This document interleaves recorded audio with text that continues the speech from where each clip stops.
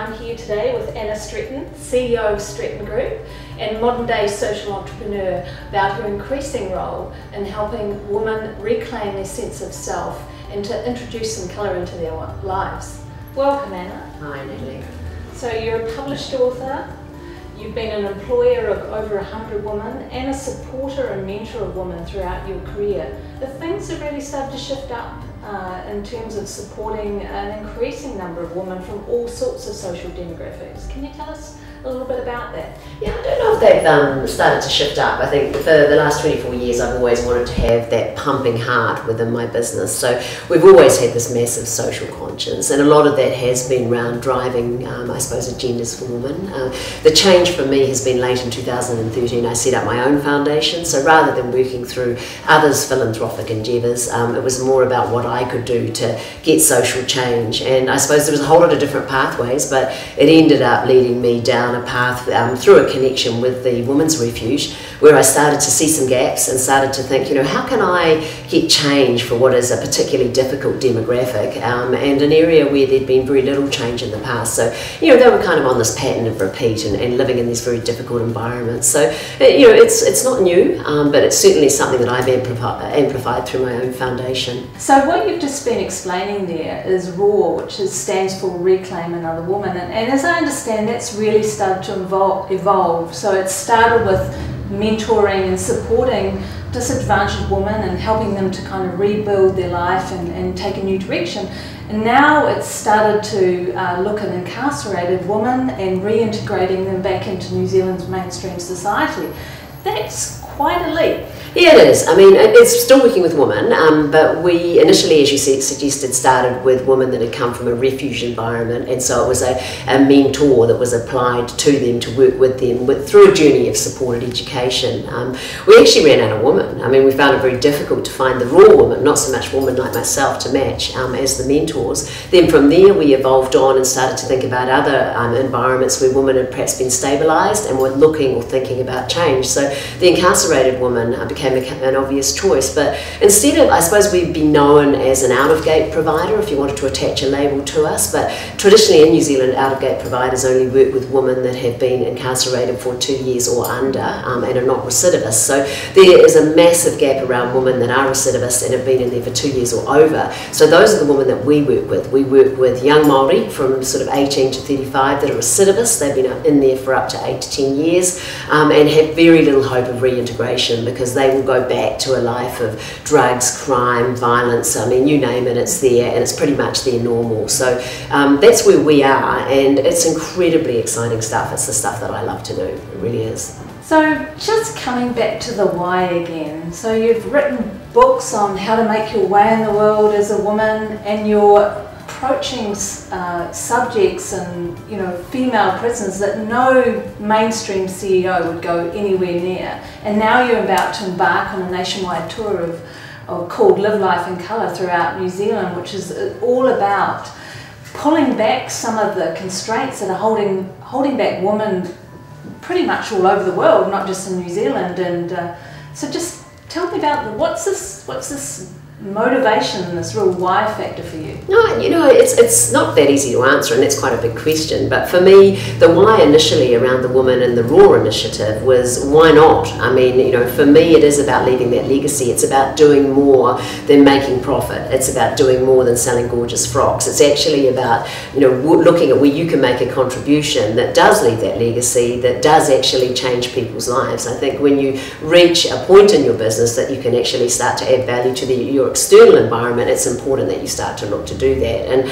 I've always loved to work with women, and so working with the incarcerated women that have no chance of reintegration or very little chance has become a really wonderful challenge for me. And, I mean, in the life that I live is very fortunate. I mix in some very connected circles. I work alongside and I connect with some incredibly capable women, and even within those circles there's still a sort of this doubt, this lack of self-belief, there's this lack of confidence. There's this fear of risk, and so for me it's not just, it doesn't just attach to the incarcerated woman. In fact, they actually probably have more colour in their life, ironically enough. I mean, it's just that we find their normal so difficult, but you know, they get on and live in that space and probably have more colour than some of the women that I employ, that I mix with, connect with, some of the women that are our customers. There's just ways, I believe, that they can start to think about just putting that colour into their lives, so they're not kind of feeling like they've got to their end of their life and sort of look back and go, wow, is this it? You know, is this all that life is going to be for me? And you know, you never know when your number's up, so I kind of think it's, you know, tomorrow's the day you need to make change. And one of the articles that was written about the Raw initiative was called Fashioning Change. And, you know, I guess for a number of people, they're still really trying to scratch their head and go, okay, so here's Annah Stretton, fashion designer, CEO of Stretton Group. And, you know, what's the connection? Is there a connection to business, which is the business of fashion, and this aspect of helping women actually almost get out of their own way, if you like? Yeah, I mean, I suppose the biggest connection is the money. I mean, it was the selling of the clothing that actually enabled me to start the foundation, and Raw was the first initiative out of my foundation. So the frocks funded the work that I'm doing with incarcerated women and women from the refuge environment. So that's the first connection. But no, not really. I don't think that there is a direct correlation, and I don't really think there needs to be. You know, for me, I just want to work alongside women and ensure that they think differently about what their lot may be. So the fashioning, yeah, the fashion connection, and you can imagine when I go into a prison, and that's probably been one of the most difficult hurdles for me. You know, what does a fashion designer know about incarcerated women that have sort of come from very difficult demographics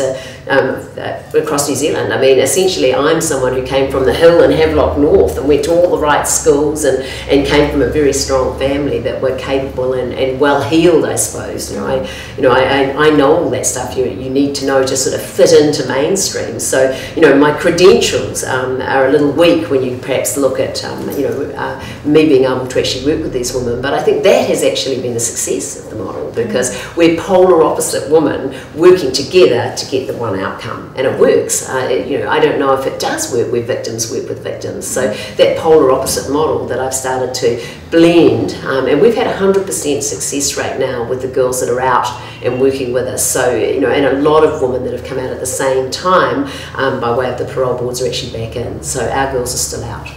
And so is there a similar outcome that you're actually hoping to achieve from each of these separate initiatives? So you've got Raw, you've got the Live Life in Colour series, you've got the books that you've published. Is there an outcome? You know, what does success look like for you, having done all this and continuing to do this sort of activity?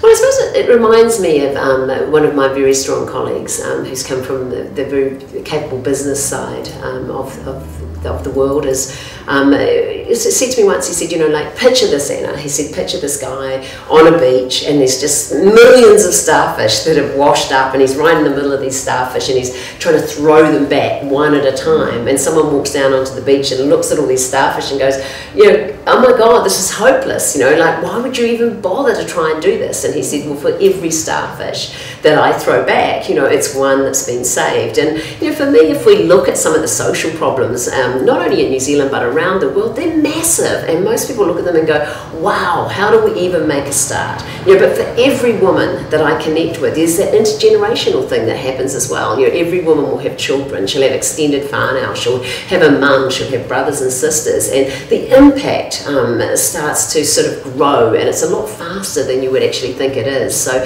there's a whole lot of reasons just to start, just to draw a line in the sand and say, you know, today I start working with incarcerated women that are ostensibly not able to reintegrate into mainstream for a whole lot of reasons, and you know, that's another massive story, and I just start to work forward, and it's working, and I love it. And I suppose as long as you love something as much as I do, you're always going to get great results.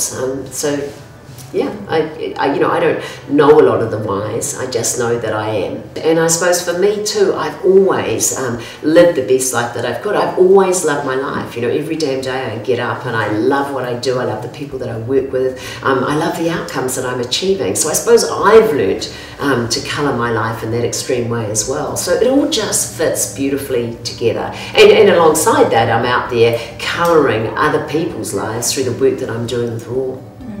And do you think that your fashion in any way is kind of symbolic of the journey that women can go to from kind of what you've talked about previously, this kind of grey orb that we can get absorbed by, into something more colourful? Is the actual dresses that you're designing in some way symbolic of the journey that women kind of can go through? Yes and no. Yes and no. I mean, the Flip It dress is the dress that we're using as, I suppose, the signature piece for the Live Life in Colour series. And this dress has a side A and a side B. And I suppose that does acknowledge that we can all have those grey days. We can all have those days when we kind of want to dumb it down, play it down. We want to be, I suppose, a little bit of the shrinking violet. We don't want to be the sort of the big, large orb in the room. So with Flip It, we can achieve that. So this is a great dress to be able to tell that story with its side A and its side B. But essentially with my clothing, probably not so much. This dress, a nicer fit, and that is a wrap dress, and that it can be flipped, and you can actually have the colourful versus the I don't want to use words like grey, but just the day that you're not so loud and proud. And one of the other things, Annah Stretton is looking to go offshore and take her message to a more global audience as well. Is that message, more than fashion as well? Is it this message about women being the best version of themselves that they can, women embracing their self? Is that part of the message that you'll take with the clothing offshore? Well, it is a universal message. I mean, I don't believe it's specific to New Zealand women. I think the challenges that so many women face are around actually getting rid of that doubt, getting rid of that guilt, knowing that they can partner, they can bring up children, they can do all of that stuff they want to and believe they need to do, as well as getting out there and actually doing something for themselves. So when they get to a stage that they can fully implement that, they're in that space and able to do that, they kind of haven't been left behind by all that stuff that's happened and the time that they haven't been able to apply time to themselves. So yeah, I think the message is universal. The frocks have certainly been universal for a long time. The digital spaces have meant that we sell right across the world, but the message is such, and whether it be with the incarcerated woman, whether it be with the refuge woman, they're all social problems that exist right across the globe, whether we're talking developing or developed countries. But for me, whether it's the Live Life in Colour message across that sort of mainstream demographic, or whether it's some of the tougher stuff that we work with, yes, the messages are universal, and it'll be good to actually talk beyond the New Zealand shores. So coming up to almost 25 years in the fashion industry, I hate to say it, but so what's next for Annah Stretton? Where do you see the future kind of unfurling for you?